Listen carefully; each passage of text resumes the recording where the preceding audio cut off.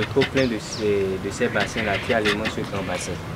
Donc l'eau, ça passe là-bas, ça vient ici, ça tombe en cascade.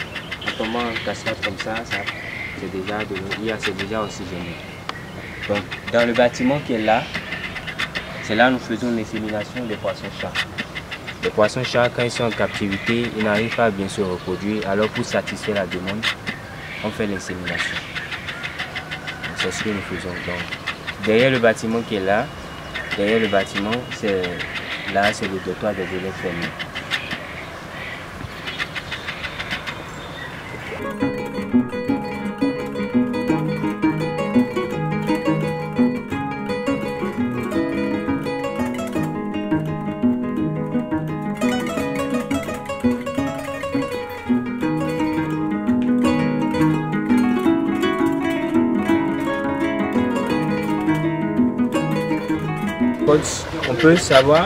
On peut faire un tri pour savoir si on fait la production de telles choses à grande échelle, là on ne pourra pas avoir de pertes. Donc c'est l'étude là qui est faite ici. Songhai, c'est un site, c'est un centre de recherche, d'expérimentation aussi de formation. Donc on a en constante recherche, constante évolution. Donc ici à Songhai, nous vendons des semences, mais nous vendons aussi des plants.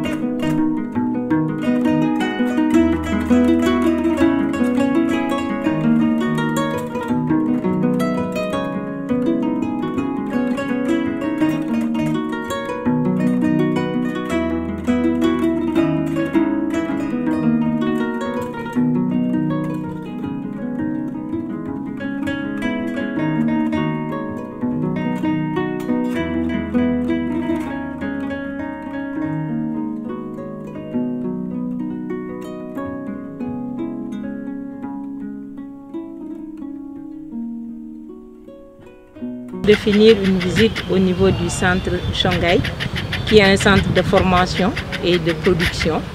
C'est un centre dont le système est intégré et c'est un centre qui est vraiment impressionnant et qui donne des idées, qui montre que l'Afrique peut compter sur elle-même et compter sur ses enfants pour son développement. Ce qui nous a impressionné au niveau de ces centres, c'est ce qu'ils appellent les 3 productions.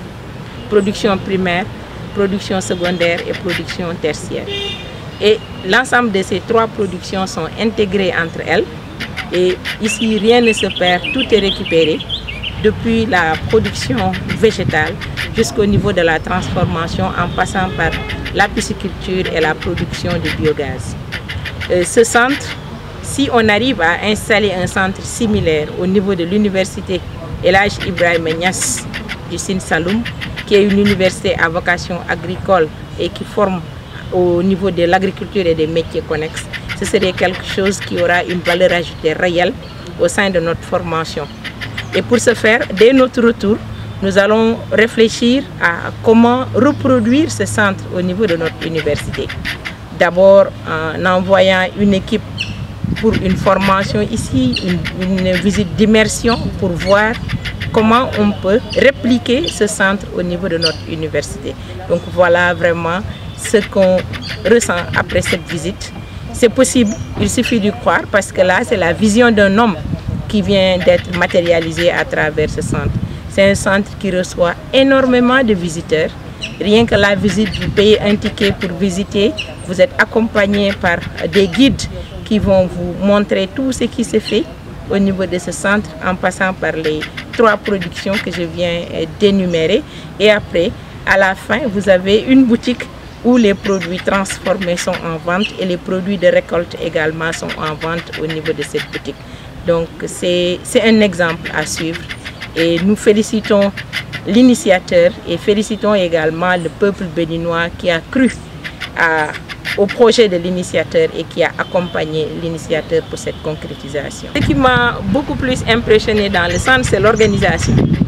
Ils sont très bien organisés, on ne voit rien en dehors, tout et c'est bien propre.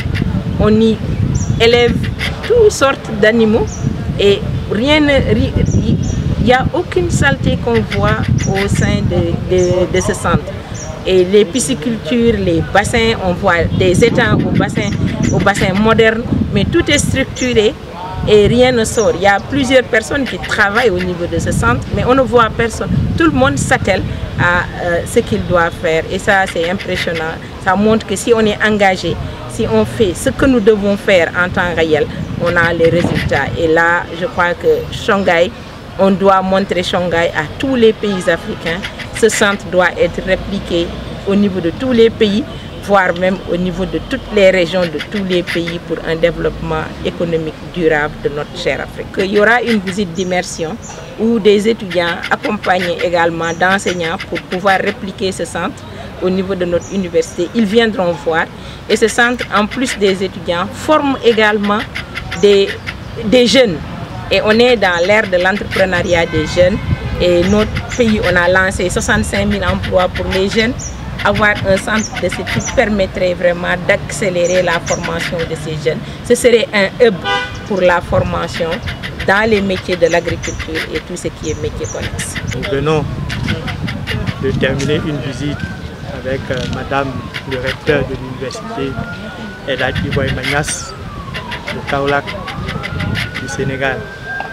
À l'issue de cette visite, nous avons observé plusieurs unités de production, que ce soit les unités de production en production végétale, les unités de production en production animale et les unités de production en pisciculture. Ces 3 unités de production sont reliées parce que chaque unité de production fournit à une autre unité de production des matières premières. Si nous prenons par exemple la production végétale et la production animale. La production végétale fournit des produits de récolte à la production animale. Ces produits de récolte vont servir de nourriture aux animaux. Ensuite, ces animaux vont déféquer et ces fientes vont être utilisées en pisciculture pour l'élevage des poissons. ces 3 systèmes sont intégrés et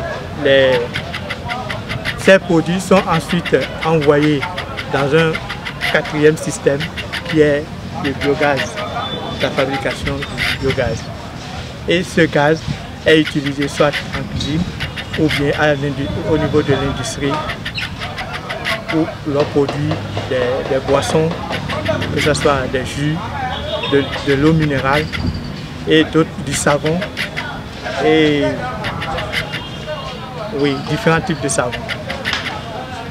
Maintenant, je pense que c'est une belle initiative que nous venons de visiter.